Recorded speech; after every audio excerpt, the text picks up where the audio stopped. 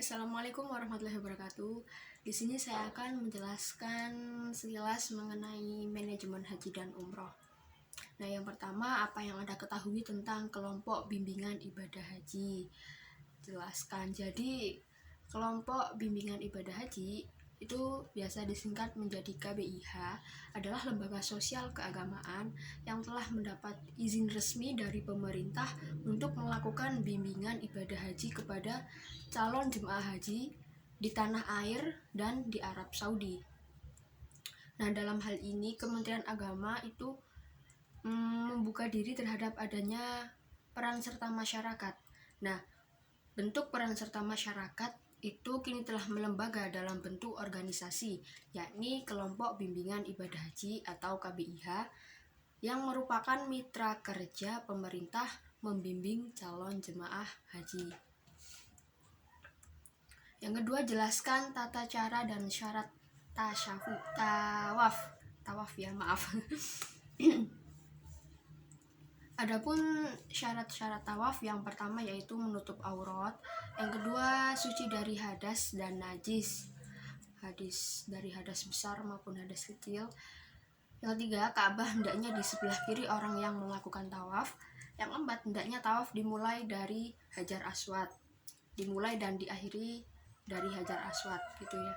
Yang kelima, berkeliling sebanyak 7 kali putaran. Yang keenam, berada di dalam Masjidil Haram.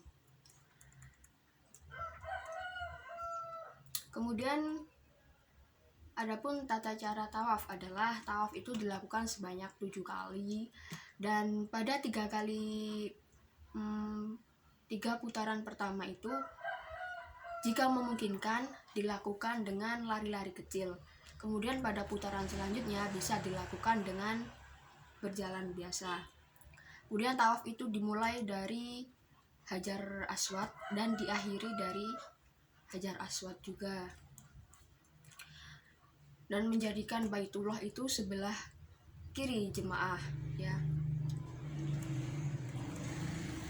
Kemudian jemaah juga bisa melihat ke lantai, itu ada garis hijau, bukan garis polisi tapi garis hijau yang lurus ke arah dinding Masjidil Haram.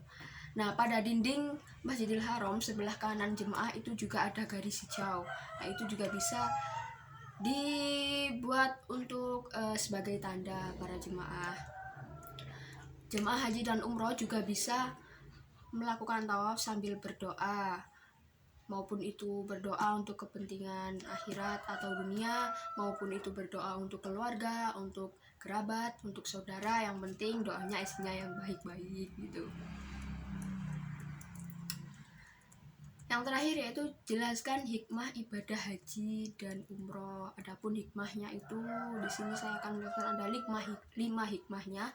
Yang pertama, meningkatkan kedisiplinan, karena ketika melaksanakan ibadah haji itu jamaah melakukan dengan disiplin ritual ibadah haji, melakukan dengan tepat waktu gitu ya, nggak boleh ada yang sampai telat. Yang kedua, meningkatkan kualitas diri dalam beribadah. Nah, ketika kita setelah melakukan ibadah haji itu dapat mendorong diri untuk lebih taat melakukan ibadah selain ibadah haji seperti sholat, mengaji, sedekah, dan lain-lain. Yang ketiga, memunculkan sifat yang sabar. Karena apa? Dari berbagai negara ya, orang yang melakukan ibadah haji dikumpulkan jadi satu di Mekah itu dengan fasilitas yang sangat minim, dengan penggunanya yang sangat banyak. Jadi di situ sifat sabarlah yang harus kita kedepankan. Kemudian melahirkan rasa solidaritas dan kekeluargaan. Dengan berkumpulnya berbagai jemaah haji dari berbagai negara, di situ kita dituntut untuk saling merangkul, saling merekatkan tali silaturahim. Karena kalau kita membeda-bedakan ras ataupun budaya, maka umat Islam tidak akan menjadi satu, akan mengalami perpecahan. Yang ketiga, meningkatkan dakwah. Kenapa bisa disebut dengan meningkatkan dakwah? Karena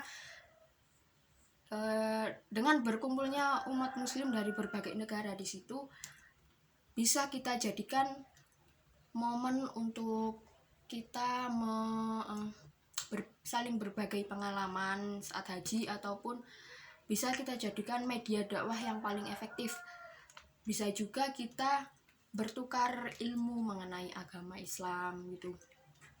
Mungkin cukup sekian yang dapat saya sampaikan, kurang lebihnya mohon maaf. Assalamualaikum warahmatullahi wabarakatuh.